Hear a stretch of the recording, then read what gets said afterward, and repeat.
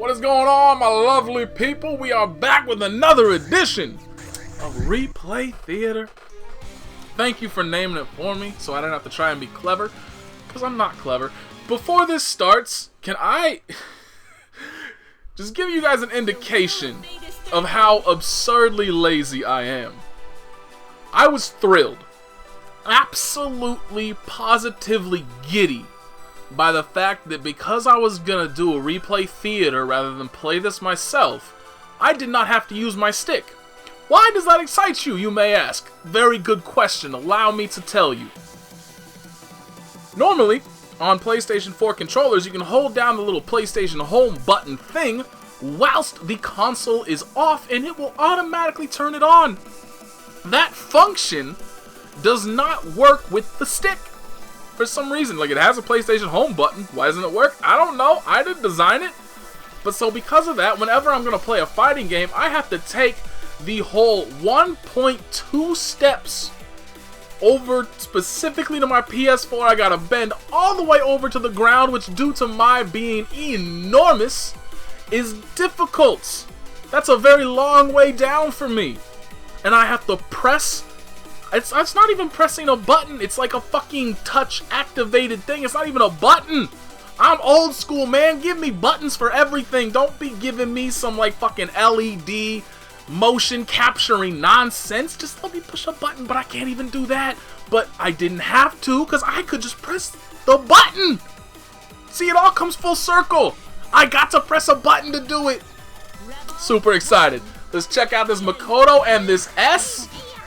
I always like seeing good Makotos. Goro is my dude. Also, she has one of the best overdrives in the game, and it's ridiculous. And it just further shows how stupid the mechanic is. I am on an election platform of getting rid of overdrive. The world was a simpler place when all we had were guard practice. That wasn't a stupid mechanic. Everybody liked that mechanic.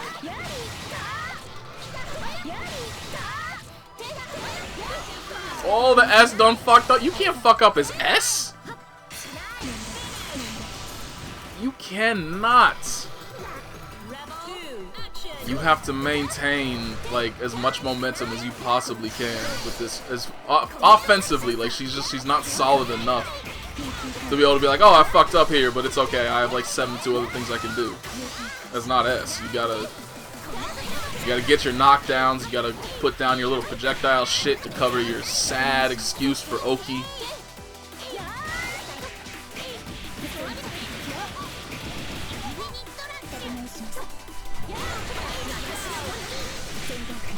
Why don't I learn Makoto?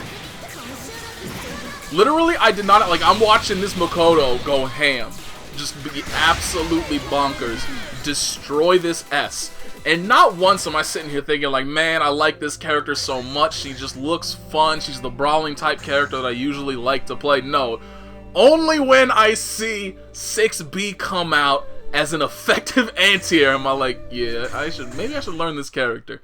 I'm telling you, man, I am so traumatized for all of these years gone by without having a real anti-air on any of my characters. That I just see an anti-air and I'm like, oh shit, I want to play that character. That's so sad. Oh boy.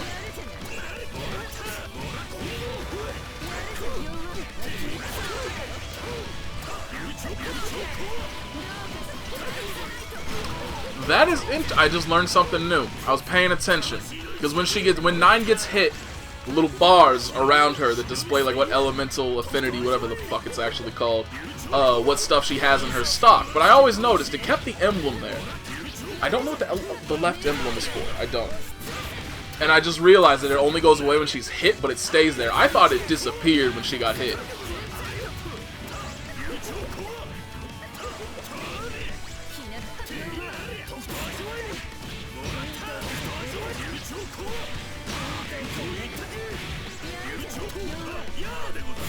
Oh, you gotta, that overhead is not fast enough to... You should be getting hit by it. That is one of the worst overheads in the game.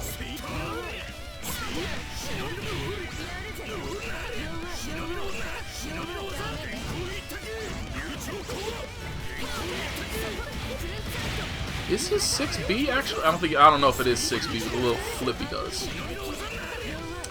Is that faster? How did that work? He was like sitting there waiting for something, and then that something started to come out, and then he got hit.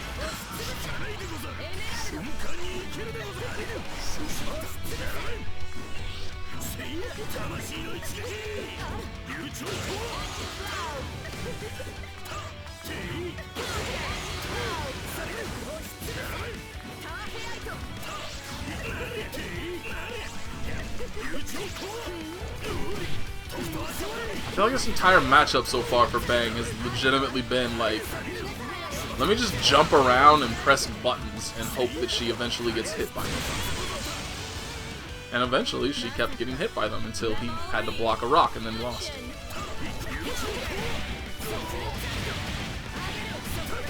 That's my other platform that I'll be going on. I will dedicate every mining company in the world to completely remove all rock-based formations so that 9 can no longer have any rocks to throw at people.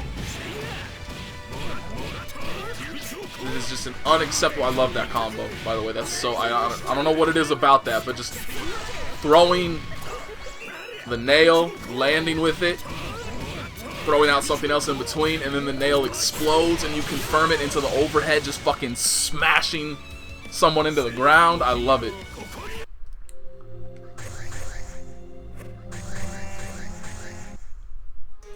So I feel like this is another example. How bad is this matchup gonna be? That's why the people are a bit lower level. But I just want to see, like, this can't... Like, at this stage right now, Susano'o has been hit. He's in the corner. It really doesn't matter that he's in the corner, but he's not in. He hasn't unlocked anything. He hasn't gotten a touch. How the hell is he going to get in?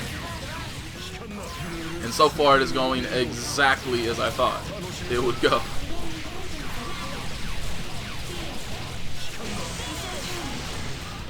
That was a little bit worse than I was expecting, but pretty much along similar lines.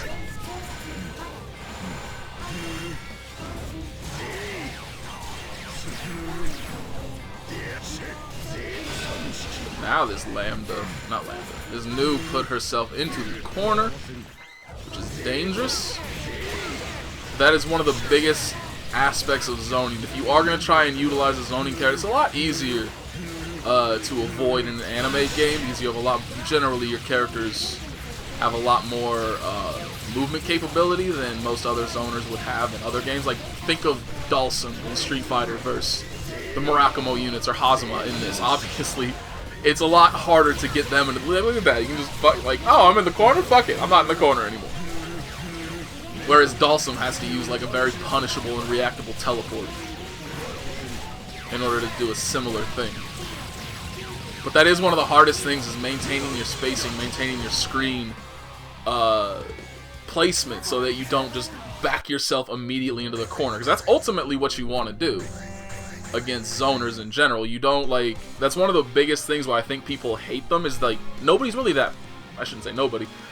There are a lot of very impatient people that play fighting games, and they play a rushdown character, they want to be in, they don't care about anything else, and so like they won't wait for their moment, they just keep recklessly trying to run in, and it gets them killed, versus generally the optimal way to play against especially good zoners is to confirm that a counter hit 6A, son. Against a good zoner is to just slowly back them down, remove the amount of space they have to work with until finally now you're within range where you can do something.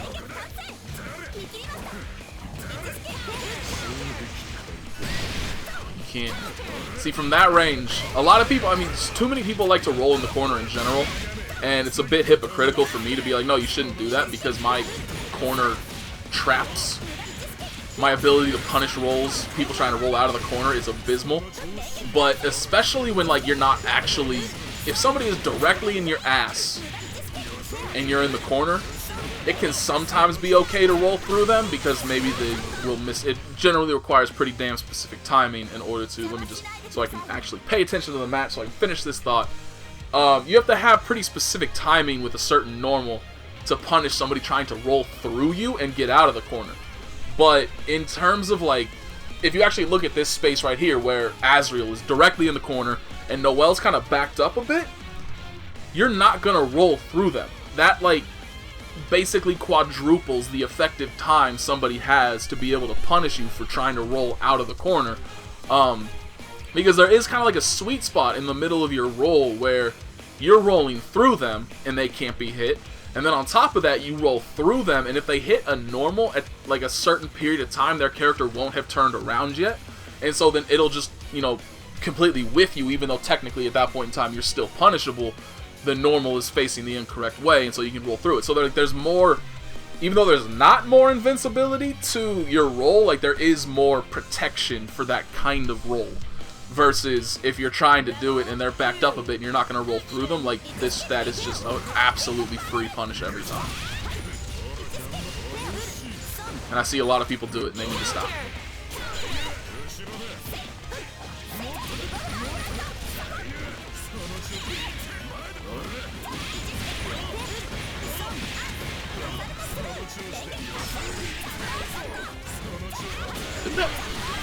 Oh, okay, you have to be like directly up against the corner. I was gonna say, did they remove the wall bound on that? But no, you just have to be mad close. It was like 7 completely invincible moves in a row. That was actually smart. She was trying to bait out the... Actually, I don't know what she would do from that distance. But I think she was trying to bait out Growler with that. But I have no idea how she might be able to punish that.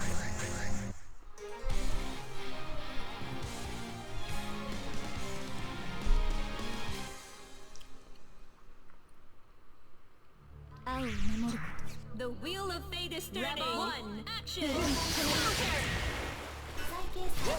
Also that too, she was on the ground long enough that S could have picked her up and gotten a full combo off of it. So that's another thing, like that's actually one of the, I think the biggest, I feel like I say this once in every video for something completely different. But there's a lot of little things that make up, you know, like, that, well, not really make up, but that just kind of build up and make you a significantly better player. That, like, they seem like such small things, but they win matches. And that is to, like, picking people up off of that, you wait for the very specific amount of time that somebody can lay down on the ground without teching. And eventually, they'll just get reset, and you can hit them again after that and get a full free juggle off of it. And being able to do that rather than sitting there and only waiting for them to wake up to start to run something. It's a very big difference. Also, this new is like rolling almost every single time.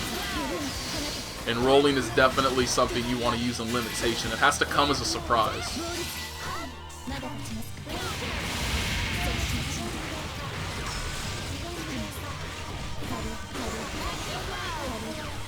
But some characters can just get away with it. Like if Tager ever lands a grand punish on you, you can just roll that for free because he's actually still basically in recovery by the time you tech. But there are a lot of characters that just want you to roll. Damn! I mean, one thing you gotta say about S, she's got some good distortions. Fuck.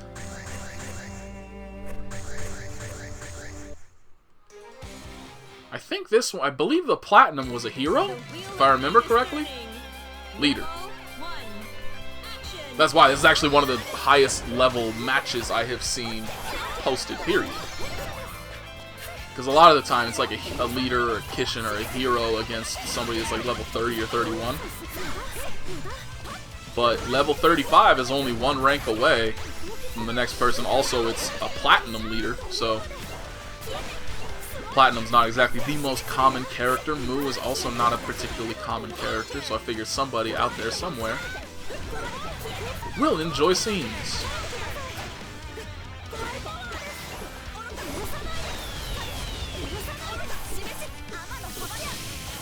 However, so far, one of them is not me. Because this match is stupid so far. It's legitimately just been both of them just like tossing all of the things out and just hoping something sticks. And then finally, the moment one of them lands a solid hit, it's over.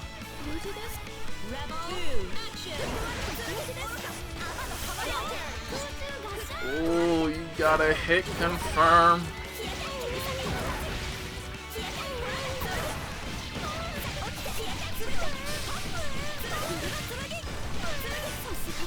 Just think about that. She got a counter hit. Should have hit confirm that into a combo. Would have corner control. A lot more meter. And Mu would be missing a lot more damage. And instead, because she just threw that out without thinking it's going to hit, goes for a mix-up that doesn't work because it becomes a reset instead. And now Mu has match control. And looks like she's going to know. She should have won that round, but she fucked up the combo.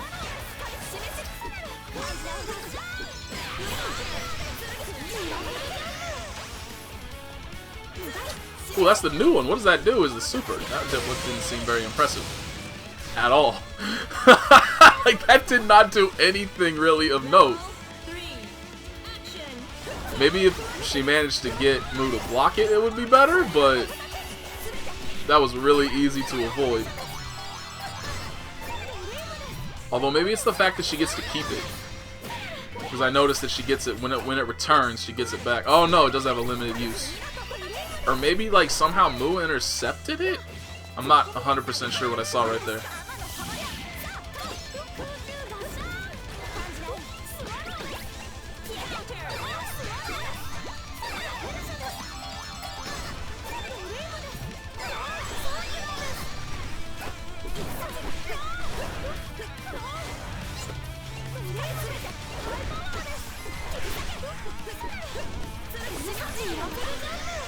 Should I turn off the inputs?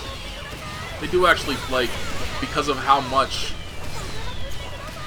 you know, when you get pushed into the corner, now everything is hidden. If somebody's fighting from the corner, half of their animation is hidden. It's kind of irked me, but I don't know how other people feel about it. Just a thought.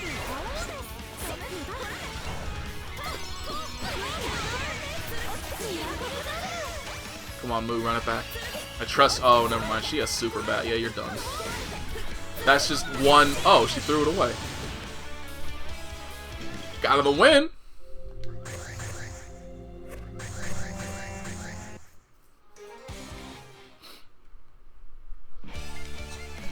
The wheel of fate is turning. Action. Alright, show me the Rachel bullshit. I always forget about Rachel. Every single time, I'm like, who are the best characters in this game? Rachel's one of them, but I never remember her until like I actively see her and like, oh, that's right, this goddamn character still exists.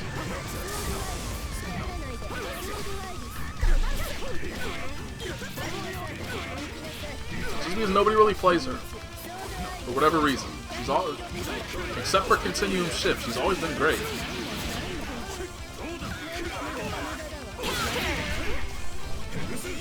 In my world, she's just plain always been great. That was a bullshit air throw. Since I used Tager pretty much exclusively throughout Continuum Shift. That was like the one caveat to Rachel. The entire like, oh man, she's like the worst character in the game, except when she's playing Tager.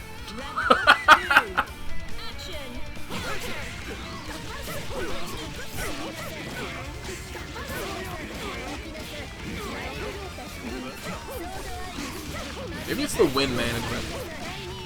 Because that's such an intrinsic part of her like high-level play. And it's a hell of a lot harder to run your mix. I mean, just do anything. To escape, run your mix-up, all that shit if you're not optimal. But this Rachel is... should have just won right there. Also missed an instant overhead. She was just going ham.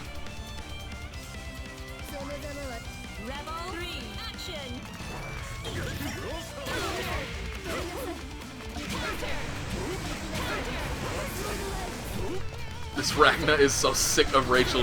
That's like, what, 4 counter hit in a row? Finally started blocking him. But the second he starts blocking, he gets instant overhead. Oh, enjoy your time fighting against Rachel, bro. Oh, he's dead. Maybe not. Okay, yeah, the damage proration on that actually was utterly shit. Like, I think that entire distortion did about 400 damage.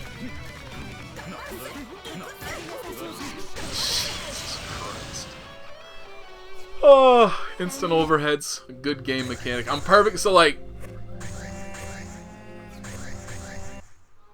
fuzzy guard instant overheads, I'm fine with, because you have to actually set those up. Instant overheads that work on a crouching opponent are literally just like, let me throw out one of Rachel's 700 different jump cancelable normals, and you have to guess off of them, because most of them can also be canceled into a low. Have fun. That's stupid.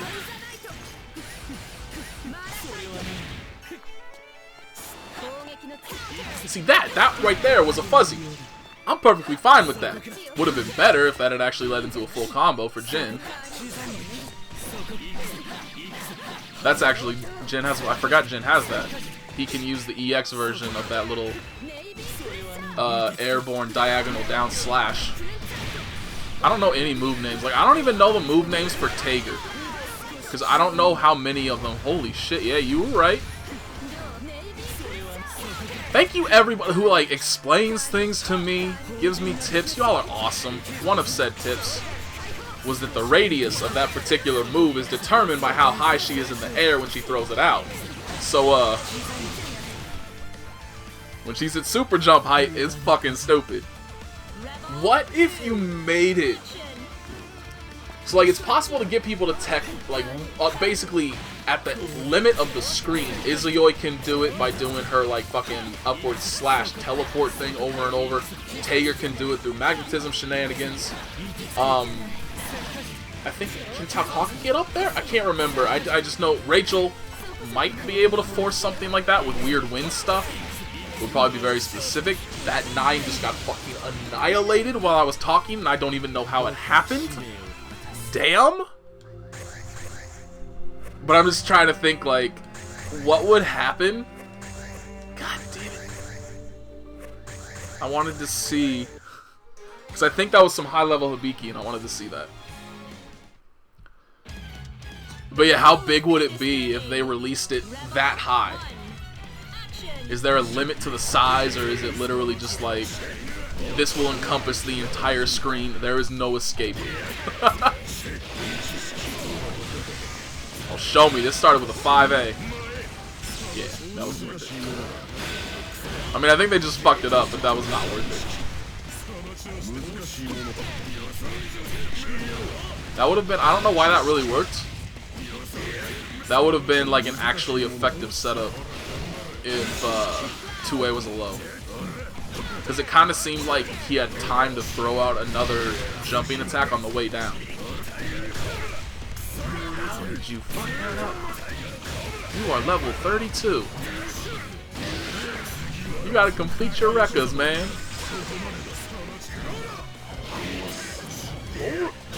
Was he trying to call out 6A? That was not smart.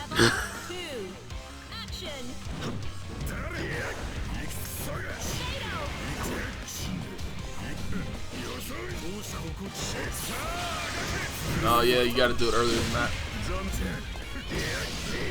6B has really fast recovery, but you can do that. I mean, you basically have to, like, the second the first hit touches you, you have to overdrive cancel. Everybody's, this feels like it might be in a laggy connection just with how much shit they're dropping. Because obviously you'll never know from replays. There's little things like that where, like, somebody dropped Rekka's. This dude dropped his overdrive combo at the very beginning. That was godlike. He just dropped a combo off of a guard crush, which doesn't exactly what the. Oh, okay. I just saw him do that. Like, you should have done J2D. What are you doing? But he's smarter than me. He's probably played thousands of matches, and here I am with my like 15 Azrael matches questioning this dude. Alright, here we go. Do it! Do it.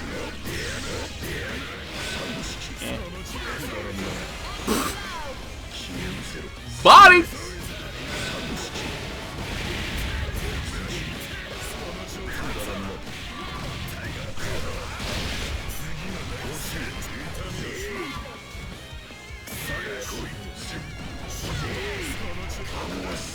The more I play Susano'o and the more I watch Susano'o, the less good I think JC actually is. He just rolled back into the corner. What are you doing, dude? Oh no!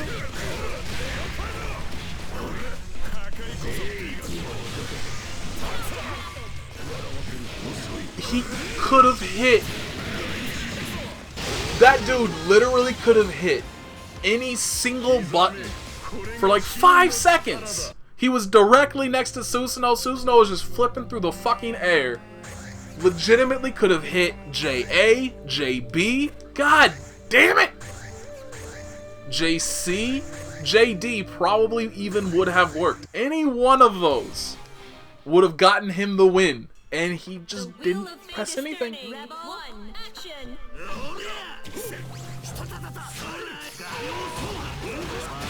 Why is a low attack air unblockable? That never really makes sense to me. A few characters have it, like Tager. I know Tager's 5B is air unblockable.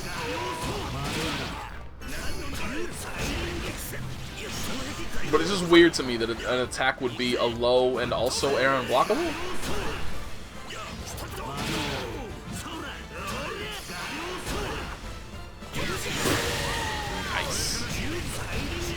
Nice. I've been watching. I have not played Overwatch in ages, and I really wish I had a computer that could run it. But I've been watching a bunch of just general gameplay of it from top level players, and a bunch of the tournament. There was a big tournament in South Korea recently, and so a bunch of the like American and European players went to Korea. And so it's just funny watching them play on the Korean servers. And it's just this constant barrage of like, nice-oo, nice-oo, nice-oo! Because they all communicate, they are all actually like calling shit out, congratulating each other, stuff like that. You know, how a team-based competitive game should actually be played. But now that's gotten stuck in my head, the nice-oo!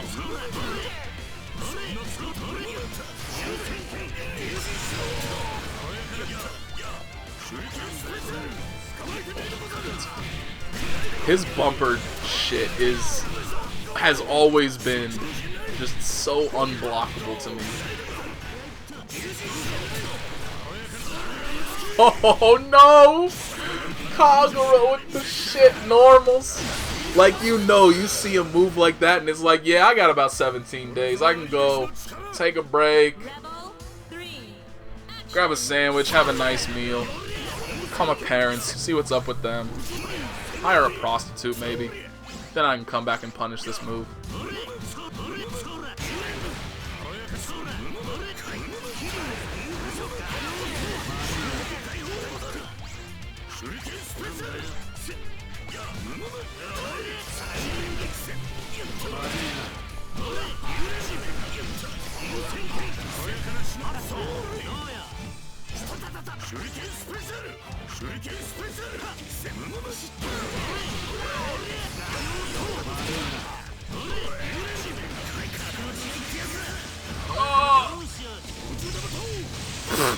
What a way to go. What a way to go. Killed by the projectile that you knew was there for about 27 seconds. Ouch. The wheel of fate is turning. Action. Oh, this is the 9 that got bopped by the Jin earlier.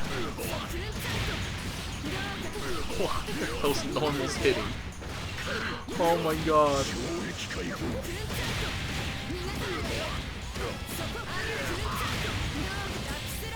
Like, this is a character with the general, like, a rush down level of mix-up potential.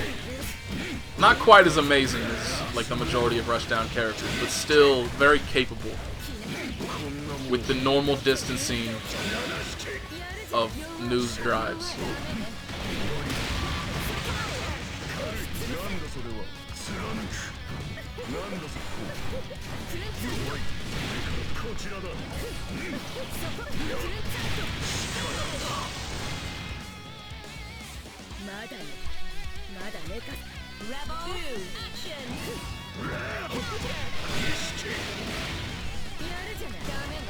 Is that actually a good, that doesn't, VP does not seem like a good combo winner.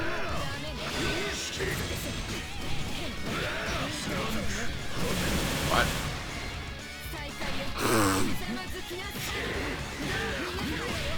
That dude had the same reaction I did. Just sitting there like, wait, she got tech and she didn't get hit by it. The fuck do I do? And then just deer in headlights gets thrown into the corner. Now he's probably going to lose the round. Because you might have unlocked your DP, but 9's not going to be playing close enough to you to give a shit about that.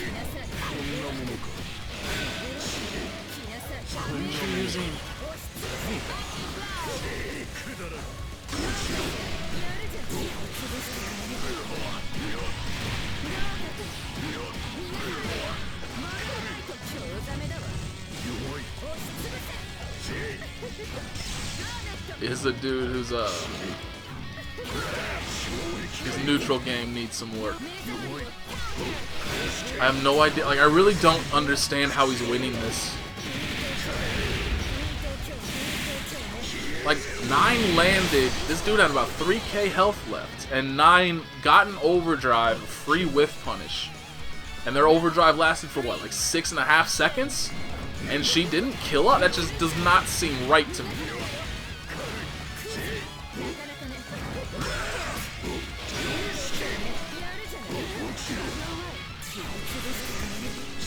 This is just so weird.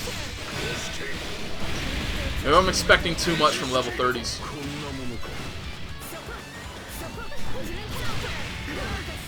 Because I don't actually know how like rank climbing really works. Because I have seen some people that are like rank 32 with a 40% win rate.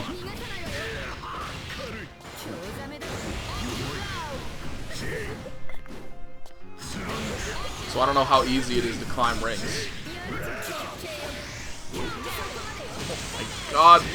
Eat the bird. That 9 should have. There was no reason why that 9 should have lost that match, but something was fucked up in their head.